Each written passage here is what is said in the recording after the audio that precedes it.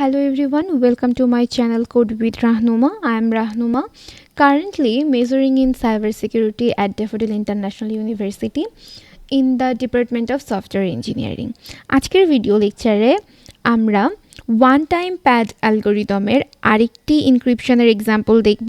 গত ইনক্রিপশনের এক্সাম্পলে আমরা দেখেছিলাম যদি আমাদের কিয়ের সাইজ ছোট হয় সেক্ষেত্রে আমরা কিভাবে করব, বাট আজকের ভিডিও লেকচারে আমরা দেখব যদি আমাদের কিয়ের সাইজ বড় হয় তাহলে আমরা সেটাকে যতটুকু রিকোয়ার ছিল অতটুকু রিকোয়ার পার্টটা ইউজ করব এবং বাকি পার্টটুকু বাদ দিয়ে দেব। এই রুলস অনুযায়ী আপনারা যারা গত ভিডিও লেকচারগুলি দেখেননি সেক্ষেত্রে আমার সাজেশন থাকবে গত ভিডিও লেকচারগুলো দেখে তারপরে এই ভিডিও লেকচারটি দেখা, কারণ যেহেতু এটি একটি প্লে লিস্ট এ কারণে এক একটা ভিডিও আরেকটার সাথে সম্পর্কিত। সো আমার সাজেশন থাকবে গত ভিডিও লেকচারগুলো দেখে দেন এই ভিডিও লেকচারটি দেখা। তো চলুন শুরু করা যাক। আমাদের এই ভিডিও লেকচারে আমরা দেখতে পাচ্ছি আমাদের প্লেন টেক্সট দেওয়া আছে ড্যাফোডিল এবং আমাদের কি দেওয়া আছে অনেক বড় একটা কিছু লেখা আছে এবং আমাদেরকে ফাইন্ড আউট করতে বলা হয়েছে সাইফার টেক্সট, দ্যাট মিন্স আমাদেরকে ইনক্রিপশন করতে হবে এবং এই ইনক্রিপশনের জন্য আমরা এই টেবিলের হেল্প নেব যেখানে এ থেকে জেড পর্যন্ত ভ্যালু লেখা আছে এবং এখানে আমাদের অ্যালফাবেট আছে 26টা। তো চলুন শুরু করা যাক। অ্যাট ফার্স্ট আমরা আমাদের প্লেন টেক্সটটাকে লিখে ফেলবো ড্যাফোডিল, DAFFODIL ড্যাফোডিল। এবার এটাকে আমরা PI এ যদি কনভার্ট করি তাহলে আমরা D ফর পাচ্ছি 4, A for 1, F for 6, then O for 15, D for again 4 and I for 9 and L for 12. ওকে, এবার আমরা আমাদের কি লিখে ফেলবো। তো আমাদের কি যদি আমরা লিখতে চাই তাহলে আমরা শুরু থেকে শুরু করব। দেখুন আমাদের ড্যাফোডিল ছিল মাত্র 8 সাইজ, রাইট? 1 2 3 4 5 6 7 8, বাট আমাদের এখানে কত আছে 1 2 3 4 5 6 7 8 9 10 11 12 13 14 15 16 17 18। তাহলে আমরা এই কিটাকে কিভাবে ইউজ করব? মনে করুন আমরা যে দুটো রুলস শিখেছিলাম গত ভিডিও লেকচারে, সেখানে আমরা বলেছিলাম যদি আমাদের কিয়ের সাইজ বড় হয় সেক্ষেত্রে আমরা শুধুমাত্র রিকোয়ার পার্টটুকুকে নেব। আমাদের রিকোয়ার পার্টটুকু হচ্ছে প্রথম 8 ডিজিট, কারণ আমাদের প্লেন টেক্সটে কত আছে, প্লেন টেক্সটের সাইজ ছিল 8, তাই আমরা কি থেকে প্রথম 8 ডিজিট নেব। তো আমরা শুরু থেকে যদি লিখতে শুরু করি C, তারপর Y, তারপর B, তারপর E and then R, তারপর আসছে A, তারপর আসছে R and তারপর আসছে J। এ পর্যন্তই আমাদের কি, বাকি যতটুকু অংশ আছে সেটা আমরা আর ইউজ করব না। দেন এবার আমরা যেটা করব আমাদের এই কিয়ের ভ্যালুগুলোকে আমরা সেই ভ্যালুগুলো ক্যালকুলেশন করে ফেলবো। সেটা কোথায় থেকে, আমাদের এই টেবিলটা থেকে, রাইট?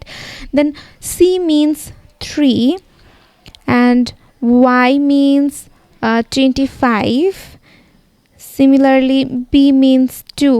তো এইভাবে যদি আপনারা টেবিল দেখে এই ভ্যালুগুলোকে ফাইন্ড আউট করেন তাহলে আমরা যে ভ্যালুগুলো পাবো সেটা হচ্ছে 5, দেন 20, দেন 18, 1, দেন অ্যাগেন 18 and 26।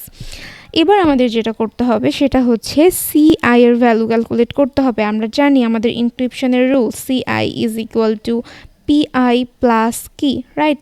তো আমাদের কাছে PI এর ভ্যালু আছে এবং KI এর ভ্যালু আছে। আমরা যদি এটা যোগ করি তাহলে আমরা পাবো 7, দেন 1 প্লাস 25 করলে আমরা পাবো 26। সিমিলারলি এখানে আমরা পাচ্ছি 8, দেন 11, দেন 33, তারপরে পাচ্ছি 5, 27 and 38। ওকে, এবার দেখুন আমরা চাইলেই তো সিআইগুলোকে এবার অ্যালফাবেটে কনভার্ট করতে পারতাম, কিন্তু আমরা কেন কনভার্ট করতে পারছি না? এখানে একটা ভ্যালু আছে 33, আমাদের কি এই টেবিলের মধ্যে 33 রিলেটেড কোনো ভ্যালু আছে? নেই। এবং আছে 27, আমাদের 27ও নেই, অ্যাগেন আমাদের 38ও কিন্তু নেই। তাহলে এই তিনটা ভ্যালুর ক্ষেত্রে আমাদেরকে কি করতে হবে, আমাদেরকে মড ফাইন্ড আউট করতে হবে, রাইট? তো আমরা যদি মড ফাইন্ড আউট করি তাহলে আমরা পাচ্ছি সিআই এর ভ্যালুগুলোকে আবার যদি আমরা করি 7 এর জন্য 7ই থেকে যাবে, এখানে আমরা পাচ্ছি 26, দেন আমরা পাচ্ছি 8, এখানে 11ই থাকবে। 33 এর মড যদি আমরা ক্যালকুলেট করি তাহলে আমরা সেটাকে পাচ্ছি 7 অ্যান্ড 5 এর ভ্যালু 5ই থেকে যাবে। কিভাবে মড ক্যালকুলেট করতে হয় বা রিমাইন্ডার ক্যালকুলেশন করতে হয় সেটা আমরা গত ভিডিও লেকচারগুলোতে শিখেছি। এছাড়াও কিভাবে রিমাইন্ডার ক্যালকুলেট করতে হয় পজিটিভ নাম্বার অ্যান্ড নেগেটিভ নাম্বারের জন্য, সেজন্য আমি একটি আলাদা ভিডিও তৈরি করেছি এবং তার লিঙ্ক এই ভিডিওর ডেসক্রিপশন বক্সে দেওয়া আছে। আপনাদের যদি গত ভিডিও লেকচারগুলো আপনারা নাও দেখে থাকেন সেক্ষেত্রে রিমাইন্ডার ক্যালকুলেশনের ওই ভিডিও লেকচারটি দেখে আপনারা ইজিলি রিমাইন্ডার ক্যালকুলেট করতে পারবেন। তো চলুন, 27 এর রিমাইন্ডার হচ্ছে 1 অ্যান্ড 38 এর রিমাইন্ডার হচ্ছে 12।